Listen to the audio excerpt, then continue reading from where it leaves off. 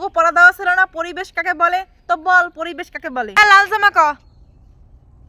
Madam প্রথম ডুমল নাই, শেষ অক্ষর ডুমল আছে। তাহলে শেষের লাইন রই ক।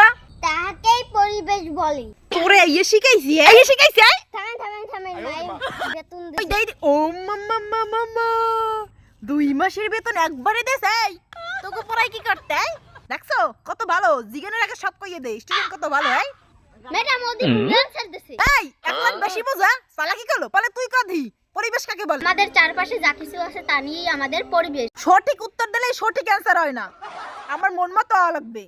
সর কানে সর, আমার ডিস্টার্ব পাই বইতে। ম্যাডাম ধান আমার ঠেল ঢালাই দে।